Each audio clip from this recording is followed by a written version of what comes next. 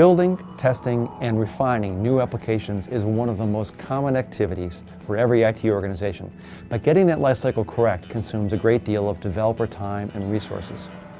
Because of the low barriers to entry and the short time to value, many enterprises are choosing application test and development projects as their initial move into using cloud computing more and more. Hi, I'm Robert Mahold, Research Vice President for SaaS and Cloud Services at IDC.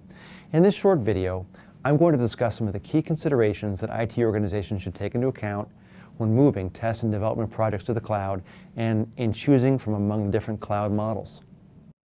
A recent survey of IT and business leaders by IDG Research found that nearly half the respondents are currently leveraging or planning to leverage cloud computing in the testing stage of the application development and testing lifecycle over the next 12 months. The primary benefits they cite include elasticity of resources, cost savings, and reducing the time it takes to procure new infrastructure and tools.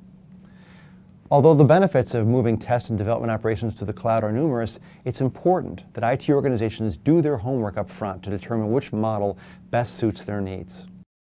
For example, there's private cloud, where the infrastructure is owned and operated by a single organization and typically managed internally.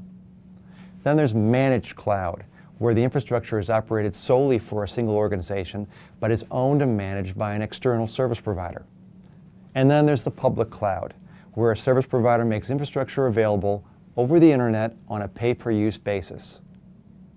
Keeping these models in mind, here are 5 considerations to take into account when putting test and development projects into the cloud. First, consider where the application will be deployed. If an application is designed to be public-facing and will be deployed in the public cloud, it often makes sense to develop and test that application in a public cloud environment. Secondly, be prepared to modify processes. For example, some processes, such as continuous integration that were done manually in a traditional environment, can be automated in the cloud. Third, determine your company's risk tolerance and privacy requirements. All cloud models offer some security, but some applications will require additional levels of security. Fourth, consider the application's restrictions and requirements. Legacy applications that are being updated or integrated into environments may not be written to take advantage of the scale and performance benefits offered by cloud models, and they may need to be fully replatformed. Keep in mind that all IT organizations have different combinations of code assets and responsibilities, some old, some new, and some constantly in the process of change. Fifth, involve your IT operations team as well as your development teams in the discussion. They need to work together to outline requirements and to set expectations. And here's a final thought. As you consider the benefits of different cloud models, keep in mind the importance of being able to pick and choose.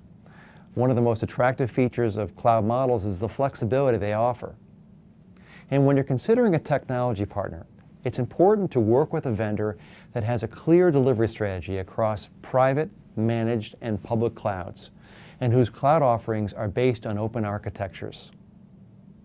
I hope you'll find these considerations helpful, and best of luck with your cloud application development and testing.